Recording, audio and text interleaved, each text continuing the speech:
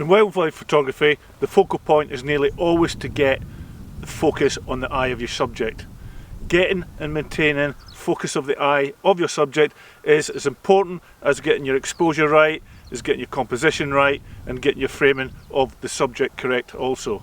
It doesn't matter whether it's a mammal, a reptile, a bird, or even a member of your family, or even a pet. In this video we'll look at the importance of eyes in wildlife photography, and we'll look at the importance of the eyes and just how big a part they take in it. We'll look at eye level, or getting down to eye level with a subject. We'll look at composition and getting the eye in the right place in our image. We'll look at the settings that I use, and we'll also share some tips and techniques to improve your wildlife photography skills to create eye-catching images. Let's go. The best exposed, most perfectly composed, and a once-in-a-lifetime action shot can be ruined if the subject's eyes are blank, they're not visible, they're closed, and they're out of focus compared to the rest of the scene. Eyes come in different sizes and colours, and in order to capture them perfectly, one of the most important things we need to do is to get down to eye level. Top tip, eye level. Being at the same eye level as your subject makes more of a connection, and it can lead to more intimate images from the expressions that you can get from your subject's face, especially from the eyes. What it also means is that by getting down to eye level, we get to see our subject's perspective of the world around them. Normally, getting down to eye level is not a problem for larger animals, but it can be challenging with smaller objects, whether they're on the ground, on water, or they're at height. One of the main reasons to get at eye level is that we can get the camera sensor parallel to the subject, or to the subject's face, rather than being at an angle. What that will also do, it will allow you to throw out the foreground and the background out of focus, and your subject should pop out. And in this little diagram that I'm showing you now, what you can see is that the aim is to get your camera sensor, which sits in the camera obviously, parallel with your subject, so that the focus point on the eyes is in the plane of focus. You only get one plane of focus in any image. That's where your focus point is, and that's the eyes. That's the plane of focus. Sitting just outside on either side of your plane of focus is what's known as the depth of field, and that's the range that your subject will be in focus. So try and get your camera parallel to your subject, remembering that plane of focus, focusing on the eyes, and getting your depth of field correct. And we'll talk about depth of field when we look at settings a little bit later on. Okay, when it comes to camera support, there are a number of ways to support your camera when you're getting down low to get at eye level. Beanbags are great little things.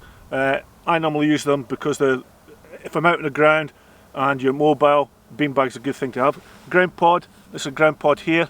That's for more static stuff, so I would use the ground pod as I'm doing here. This is a field where I've photographed hares before. I can get down low on the edges if I'm going to remain static with my ground pod. I did a previous video on improving camera support, and I'll leave a link to that below in the description.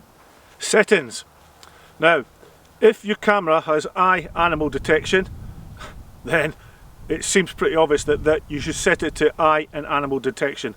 Today's modern mirrorless cameras, the autofocus systems with eye and animal detection, you get a good eye on your subject, they click onto it straight away. They really are very good. There can be some issues with dark-eyed subjects with dark faces, which I'll deal with separately later on in the video. So other settings that I'm going to look at are as follows. The autofocus area. If you don't have animal eye detection, set your autofocus area to single point or to spot AF and focus on the eye. Autofocus continuous, or servo as it is in Canon, set to autofocus continuous, and what that means is that if your subject moves towards you, the autofocus should be tracking it. Drive mode. Set to your highest frame rate, to high speed continuous, and remember that blinking, we blink just like animals blink, is a very fast movement. So the higher your frame rate is, the better the chances are that you're going to get keeper images, whereby the eye is open and it's focused. My go-to settings are as follows, and it's all based on the available light.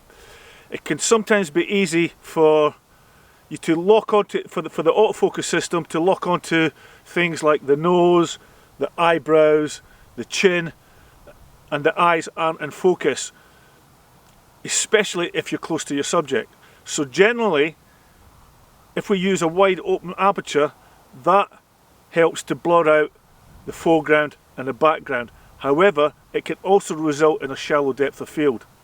We need to focus on the eyes, so I believe that the aperture needs to be that little bit wider in number.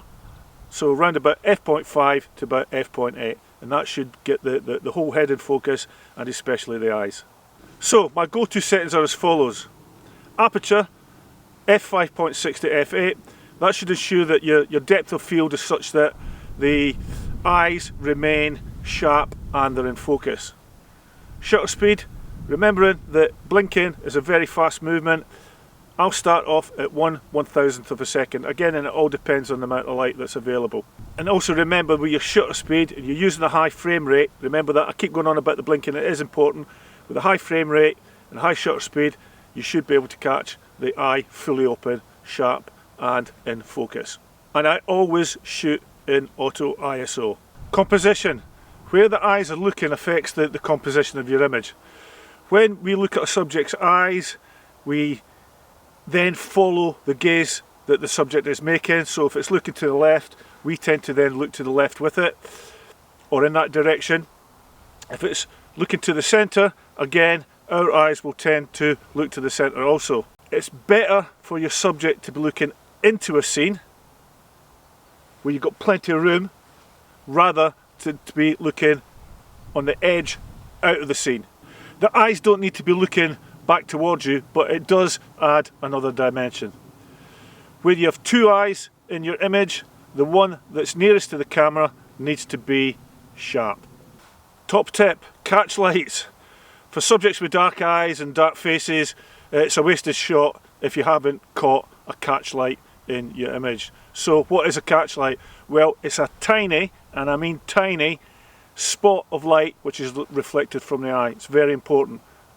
You look at any artist's portrait pictures, you will always see that they paint in a catch light which draws our eyes to the eyes of the subject. In order to catch lights, what you need to do is you need to wait until you can see the eye and you've got good light on it, and then take the shot.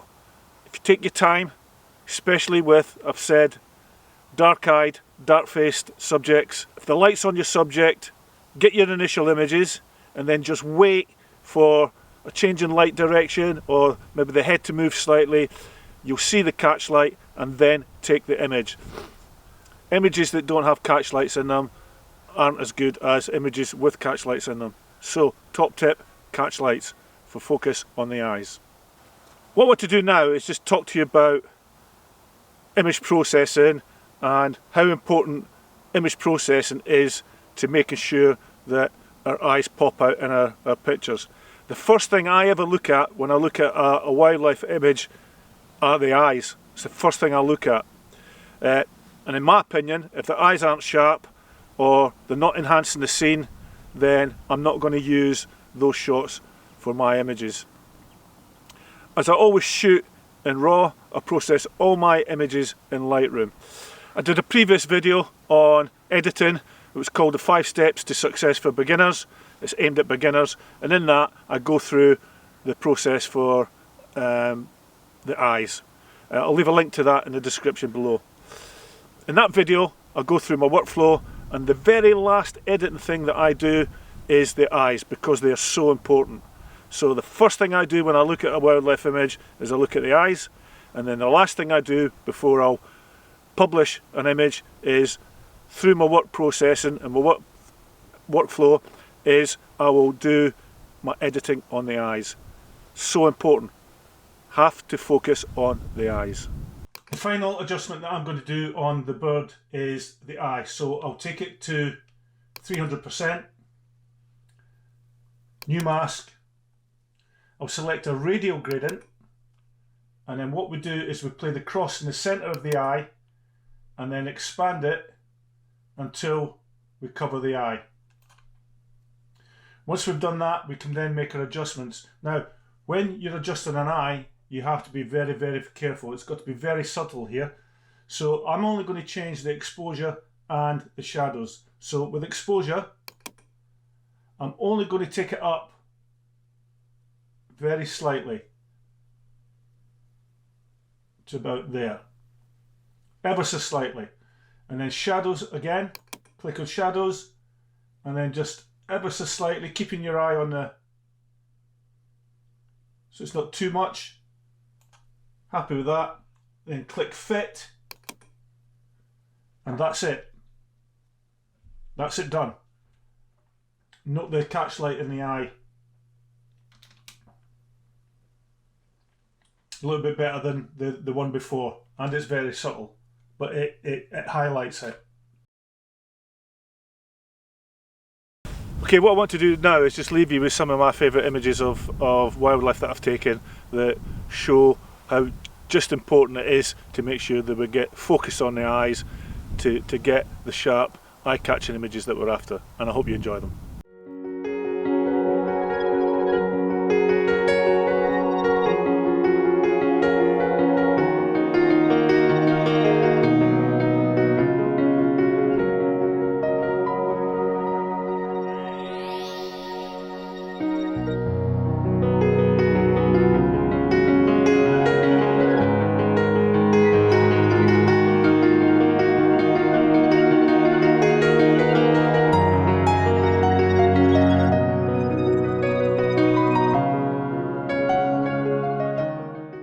Okay, thanks for watching this edition of Kevin Hatley Photography and Focus on the Eyes for wildlife photography. I hope you've enjoyed it just as much as I say all the time that I enjoy making these videos and being able to share those experiences with other people. All I would ask is that if you've liked it, could you hit the like button? Could I also ask you to subscribe to my channel, Kevin Hatley Photography? It's completely free, it doesn't cost anything, and what it does by especially liking the channel, it just helps me to grow it and get it out to more people. And that's what I really like to do with my channel, is to share my experiences and my knowledge of photographing wildlife here in the UK with other people all around the world. So until the next time, keep safe, take care, and I hope to see you soon. Bye for now.